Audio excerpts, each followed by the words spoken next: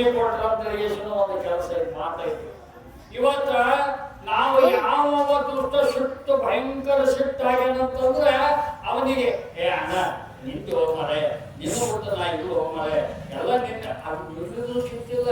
ನೀವು ಅದು ಸುಮ್ಮನೆ ಅವನಿಗೆ ಒಂದು 4 ನುಡಿ ಅವನಿಗೆ ಸಮಾಧಾನ ನೀವು ಹೇಳಿದಂಗೆಲ್ಲ ಅವನ ಸಿಟ್ಟು ಕಡಿಮೆ ಆಗುತ್ತೆ. ನೋಡು ನೀವು ಇವತ್ತು ಗಂಡ ಅತಿ ಸಿಟ್ಟಿಗೆ ಅಂತ ನಿಮ್ ಮುಂದೆ ನಿಂತಂದ್ರೆ ಒಂದು ಸ್ವಲ್ಪ ನಯ ವಿನಯ ಮಾತಾಡ ಅವನ ಸಿಟ್ಟು ಕಡಿಮೆ ಆಯ್ತು.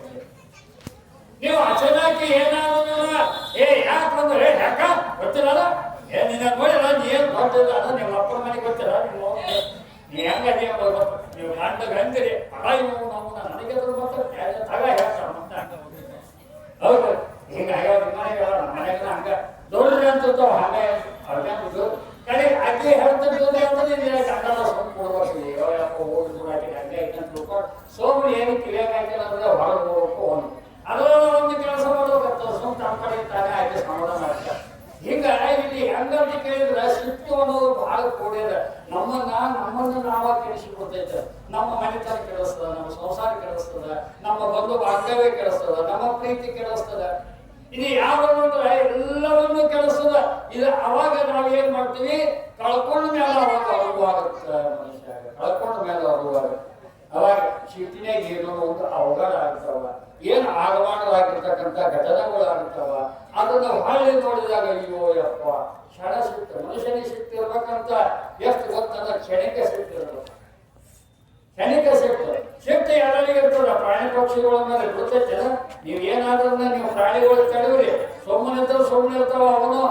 ನೀವ್ ಏನಾದ್ರೂ ನಾವು ಕೋಟಿ ಜಾಸ್ತಿ ಮಾಡಿ ಅವ್ರು ಹೊಡೆಯೋದು ಬಡಿಯೋದು ತುಳಿಯೋದು ಮಾಡಿದ್ರೆ ಎದೋ ನಿಂತ ನಿಮ್ಮನ್ನು ಹೊಟ್ಟೆಲ್ಲ ಅಂತೇಳಿ ಕಲಿಸ್ಕೊಡ್ತಾವ. ಪ್ರಾಣಿಗಳು ಎದೋ ನಿಂತು ಬಿಡ್ತಾವ. ಅವನು ಸಿಟ್ಟದಾವ ಗೊತ್ತಿಲ್ಲ. ಹಾಗೆ ಸಿಟ್ಟದ ಸಿಟ್ಟೆ, ಚೇಳಿಗೆ ಸಿಟ್ಟಿಲ್ಲ, ಇಳಿಗೆ ನಿಮ್ಮ ಮನೆ ಇಳಿಗಿರ್ತಾರ ಅವ್ರು ಸಿಟ್ಟಿಲ್ಲ, ಎಲ್ಲದಕ್ಕ ಸಿಟ್ಟಿರುತ್ತೆ. ಆದ್ರೆ ಯಾರಿದಾಗ ಯಾವ ಸಮಯದಾಗ ಯಾವ ಹಾವಾದ್ರೂ ನೋಡ್ರಿ, ಹಾವು ಯಾಕೆ ಗೊತ್ತದ, ಅದು ಕಡೋಲಾದ್ರೆ ಏನೋ ಮಾಡೋದಿಲ್ಲ. ಹಾವು ನಾವಾಗಿ ಬೇಕಂತ ತಿಳಿಸಿದ್ರೆ ಮಾತ್ರ ಅದು ತಗೊಳ್ಬೇಕಂತ ನಮ್ಮನ್ನು ನೋಡಿದ್ರೆ ಅಷ್ಟು ಭಯಂಕರ ನೋಡಿ. ಹಾಗಾದ್ರೆ ನಮ್ಮನ್ನು ನೋಡಿ ಅಷ್ಟೇ ಇರುತ್ತದೆ. ಹಾವು ಸುಟ್ಕೊಡಿ ಏನ್ ಮಾತಾಡಕತ್ತೀರ ನೀವು ಮಾತಾಡಕ್ ಕುಂತೀರಿ ನೀಲಿ ಗಪ್ ಕೊಡ್ಬೇಕಿಲ್ಲ. ಕೊಟ್ಟಿ ಈಗ ಹಿಂದಕ್ಕೆ ಸರಿ ಈ ಕಡೆ ಇಲ್ಲಿ ಕೂತಿ ಕೊಡಿ ಮಾತಾಡೋಣ ಕಿವೇ ಇಲ್ಲಿ ಯಾವ ಹಾವು ಯಾಕಂದ್ರೆ ನೋಡಿ ಹೆಂಗಂತಂದ್ರೆ ಅಷ್ಟು ಹಾವು ಏನ್ ಐತದ ಅದ್ರದ್ದು ಗುಣ ಹೇಗಂತಂದ್ರೆ ಹಾವಿನ ಮರಿ ಹಾಕ್ಬೇಕಂದ್ರೆ ಅಲ್ಲಿ ಒಂದು ತತ್ತಿ ಹಾಕಕ್ಕೆ ಹೋಗ್ಬೇಕಂತ. ಹಾವು ಒಂದೇ ಕಡೆಗೆ ತತ್ತಿ ಹಾಕದಂತ. ಅದು ಒಂದೇ ಕಡೆಗೆ ತತ್ತಿ ಹಾಕಿದ್ರೆ ಒಂದೇ ಕಡೆಗೆ ಮರಿ ಇರ್ತಾವ, ಇರೋದಿಲ್ಲ.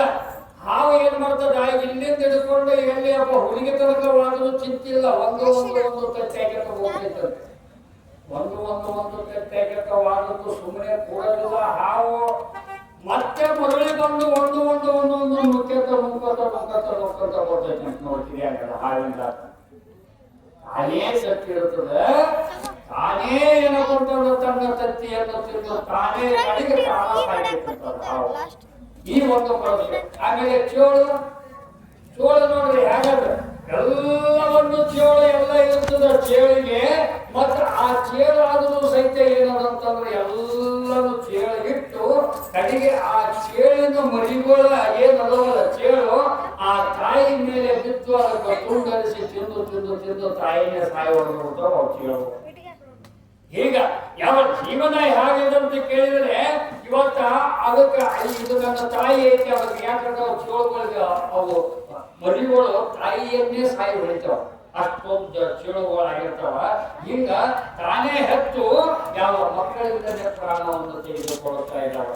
ಹೀಗೆ ಅನಂತವಾಗಿರ್ತದೆ. ಇದು ಏನಿದೆಯಲ್ಲ ಮನುಷ್ಯನಿಗೆ ನಾವು ಏನಾದರೂ ಒಂದು ಅತಿಕ್ರಮಣ ನಾವು ಮಾಡಿದಾಗ ನಮ್ಮ ಮನಸ್ಸನ್ನ ಸ್ವಲ್ಪ ಸ್ಥಿತಿಗತಿಯಲ್ಲಿ ಇಟ್ಕೋಬೇಕು. ಅದಕ್ಕೆ ಶಾಂಭವಿ ಜಗದಂಬೆಯಾಗಿರ್ತಕ್ಕಂಥ ಅನ್ನಪೂರ್ಣೇಶ್ವರಿಯನ್ನ ಇಲ್ಲಿ ಯಾವ ವೈರಾಗ್ಯ ನಿಧಿಯಾಗಿ ಮಹಾನ್ ಏನಪ್ಪಂತಂದ್ರೆ ಅವತಾರದ ಒಳಗ ಶಿಕ್ತಿಗಳು ಕುತ್ಕೊಂಡಾಗ ಆಕೆ ದೇವಾದಿ ದೇವತೆಗಳು ಎಷ್ಟು ಚಂದ ಆಕೆನನ್ನ ವರ್ಣನೆ ಮಾಡ್ತಾ ಇದ್ದಾರೆ. ಆಕೆ ಎಷ್ಟು ರೀತಿಯಿಂದ ಆಕೆ ನನ್ನದ ಆ ಒಂದು ಸಮಾಧಾನ ಶಾಸ್ತಿಗೆ ತರ್ತಾಳೆ ಅನ್ನುವಂಥದ್ದು ನಾವು ಸುಖಿಸಿದರು ನಿತ್ಯಗಳು ದೇವಿಯ